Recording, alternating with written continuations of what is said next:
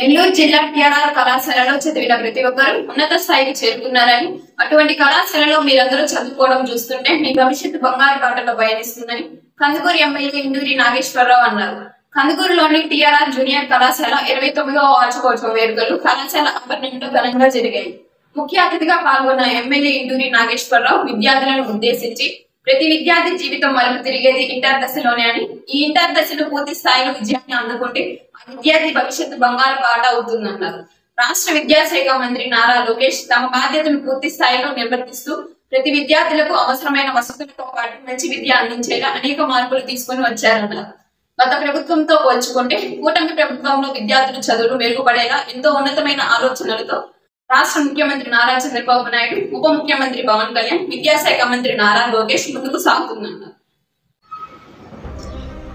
నెల్లూరు జిల్లా Kandukur TRR junior కళాశాల 29వ వార్షికోత్సవం వేడుకలు గురువారం టీఆర్ఆర్ జూనియర్ కళాశాల ఆవరణలో ఘనంగా జరిగాయి. వేడుకల్లో పాల్గొన్న ఎమ్మెల్యే ఇంటూరి నాగేశ్వరరావు మాట్లాడుతూ విద్యార్థుల భవిష్యత్తు బంగారు బాటలో విద్యాశాఖ మంత్రి నారా లోకేష్ తీసుకువెళ్తున్నారని ఆయన అన్నారు. కందుకూరు ప్రాంతంలో యువతీ యువకులకు ఉద్యోగ ఉపాధి అవకాశం కల్పించేందుకు ఆనాడే రామాయపట్నం పోర్టును చంద్రబాబు నాయుడు కందుకూరు ప్రజలకు దగ్గర చేశారని ఆయన అన్నారు.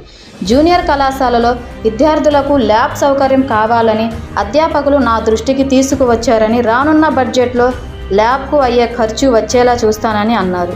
కళాశాలకు కావాల్సిన వసతులకు అవసరమయ్యే ఫండ్స్ను అందేలా చూస్తానని అన్నారు. విద్యార్థులు అధ్యాపకులు వచ్చే పాఠాలు శ్రద్ధగా విని కళాశాలకు ఉన్న మంచి పేరుని మరింత పెరిగేలా చదువుకోవాలని ఆకాంక్షించారు. ఈ కార్యక్రమంలో టీడీపీ పట్టణ అధ్యక్షులు ధామ మల్లేశ్వరరావు, మండల అధ్యక్షుడు నార్నే రోషయ్య, టీడీపీ నాయకులు వడ్డేల రవిచంద్ర, షేక్ రఫీ, కళాశాల విద్యార్థులు తదితరులు పాల్గొన్నారు. 29వ వార్షికోత్సవ కార్యక్రమానికి ఇచ్చేసినటువంటి కళాశాల ప్రిన్సిపాల్ గారికి, అలాగే కళాశాల అధ్యాపకులకు, వేదిక మీద ఉన్నటువంటి టౌన్ పార్టీ అధ్యక్షుడు సోదరుడు మల్లేశ్వరరావు గారికి, రూరల్ పార్టీ అధ్యక్షుడు సోదరుడు రోసయ్య గారికి, వేదిక మీద ఉన్నటువంటి నాయకులకు, ఇతర ప్రముఖులందరికీ పేరు పేరున హృదయపూర్వక ధన్యవాదాలు తెలియజేసుకుంటూ ఈరోజు ఈ కార్యక్రమానికి చేసినటువంటి విద్యార్థులందరికీ ఆశీస్సులు తెలియజేసుకుంటూ, టీఆర్ఆర్ ప్రభుత్వ కళాశాల టీఆర్ఆర్ కళాశాల అంటేనే ఎంతో ప్రతిష్టాత్మక. ఆ రోజు పెద్దలు తెక్కవరపు రామిరెడ్డి గారి పేరు మీద ఈ కళాశాల ఏర్పాటు మీ అందరికీ తెలుసు. ఈ కళాశాలలో ఒకప్పుడు సీట్ రావాలంటేనే చాలా కష్టంగా ఉండే పరిస్థితి, మెరిట్ స్టూడెంట్స్కే సీట్లు వచ్చే పరిస్థితి ఉండేది టీఆర్ఆర్ కళాశాల అంటే.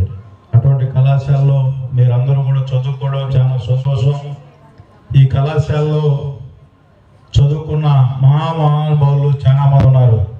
నాకు తెలిసి మంచి పొజిషన్లో రిటైర్ అయి ఉంటారు. పెద్ద పొజిషన్లో కూడా ఇప్పుడు కూడా ఉండేవాళ్ళు ఉన్నారని చెప్పి మీరందరూ కూడా అటువంటి వాళ్ళని ఆదర్శంగా తీసుకొని మీ తల్లిదండ్రులు ఎంతో కష్టపడి మా పిల్లలు మాలాగా వ్యవసాయం పని చేసుకోకూడదు, వ్యవసాయ కూలి పనులు చేసుకోకూడదు, మంచిగా మా పిల్లలు కూడా మంచి పొజిషన్లో చూడాలని చెప్పి ఎన్నో కళ్ళగాని మిమ్మల్ని ఇక్కడికి పంపించడం జరుగుతూ ఉంది. మీరందరూ కూడా అధ్యాపకుల సూచనలతో మంచి పొజిషన్లకు రావాలని చెప్పి కోరుకుంటూ, అలాగే ఈ రాష్ట్రంలో ఇంతకుముందు చాలా మంది విద్యాశాఖ మంత్రివర్యులు పనిచేశారు. కానీ ఈ రాష్ట్రంలో బడుగు బలహీన వర్గాలు, మధ్యతరగతి వ్యవసాయ కుటుంబాల్లో పుట్టిన పిల్లలు ఏ విధంగా కష్టపడుతున్నారు అని చెప్పి ఈ రాష్ట్రంలో 400 రోజులు 4000 కిలోమీటర్ల పాదయాత్రలో మీ అందరి కష్టాలు గమనించిన యువ నాయకుడు లోకేష్ బాబు గారు ఈ శాఖ మంత్రి కావడం మీ అందరి అదృష్టంగా నేను భావిస్తా ఉన్నా. ఎందుకంటున్నామంటే మీ అందరికీ కూడా రాబోయే రోజుల్లో ఈ విద్యా వ్యవస్థని చాలా పటిష్టం చేయబోతా ఉన్నాడు. దానిలో ఎగ్జాంపులే మన డొక్కా సీతమ్మ గారి పేరు మీద మధ్యాహ్న భోజన పథకం కూడా పెట్టడం జరిగింది. మీరందరూ కూడా ఒక్కసారి స్టూడెంట్స్ రేపు మీరు ఆలోచించాలి. ఇంతకుముందు విద్యాశాఖ మంత్రులుగా చాలా మంది పనిచేశారు, కానీ ఇటువంటి ఆలోచనలు పేదవారికి, మధ్యతరగతి కుటుంబాల పిల్లలకి ఈ విద్యని ప్రతిష్టాత్మకంగా తీసుకొని మంచి విద్యను అందించాలి, ప్రోత్సహించాలని చెప్పి ఈరోజు గ్రౌండ్ లెవెల్లో 5th, 4th, 6th నుంచి 10th దాకా కూడా చాలా పటిష్టం చేయాలని ఒక ఆలోచనతో విద్యాశాఖ మంత్రి అంటే చాలా కష్టతరమైన శాఖ. ఈ శాఖలో ఏమాత్రం ఒక చిన్న తప్పు జరిగినా అది రాష్ట్రం ఇమ్మీడియట్గా స్ప్రెడ్ అయిపోద్ది. అటువంటి ఈ శాఖని మంచి ఈ దేశంలోనే మోడల్గా ఈ ఆంధ్రప్రదేశ్ని తీర్చిదిద్దాలి విద్యాశాఖని అని చెప్పి విద్యాశాఖ మంత్రి లోకేష్ బాబు గారు మీకోసం 6 లక్షలు కష్టపడతా ఉన్నారు.